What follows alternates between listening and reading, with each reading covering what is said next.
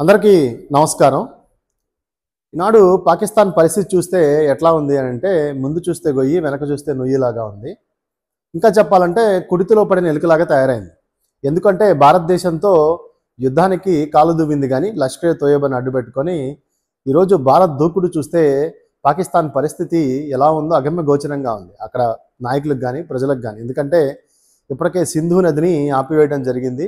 సింధు నదిని దిగువకే అంటే పాకిస్తాన్కి వెళ్లకుండా పైన నిలుపుదల చేశారు. అటర్ కారిడార్ని క్లోజ్ చేయడం జరిగింది. వాణిజ్య వ్యాపారాలు క్లోజ్ చేయడం జరిగింది.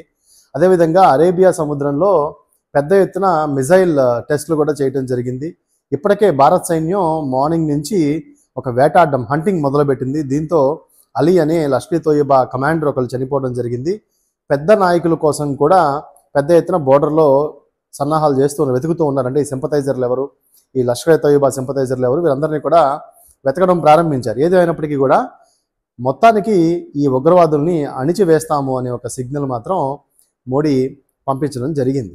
అయితే ఈ క్రమంలో ఒక చిన్న స్టోరీ ఉంది. అంటే ఈ పాకిస్తాను చైనా సపోర్ట్ చూసుకొని ఎలా పేటరైపోతుందో చెప్పడానికి మనకి పంచతంత్ర కథల్లో ఒక స్టోరీ ఉంటుంది. ఏంటంటే ఒక అరణ్యంలో సింహం చాలా పెద్దది, గొప్పగా విర్రవీగుతూ ఉంటుంది. సో అందరినీ చంపేస్తూ ఉంటే అందరూ సమావేశమయ్యి నువ్వు చంపొద్దు, రోజుకి ఒకళ్ళు వస్తాము మమ్మల్ని తిను అని చెప్తారు.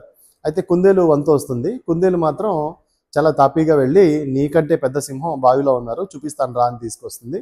సో సింహం ఎవరున్నారు అని చూపించు అనగానే తన నీడను చూస్తుంది, వెంటనే తోసేస్తుంది అనమాట. దాంతో సింహం చనిపోయింది.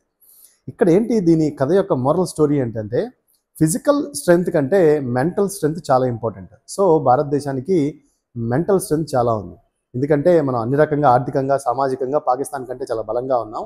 ఈవెన్ దో పాకిస్తాన్ చైనా కలిసినా కానీ ఇక్కడ ఇజ్రాయెల్ కానీ లేకపోతే క్వాడ్ దేశాలు కానీ ఇవన్నీ కూడా భారతదేశానికి మద్దతుగా ఉండి పాకిస్తాన్ని ఈ సింహం కథలోలాగా మసి చేస్తాయి.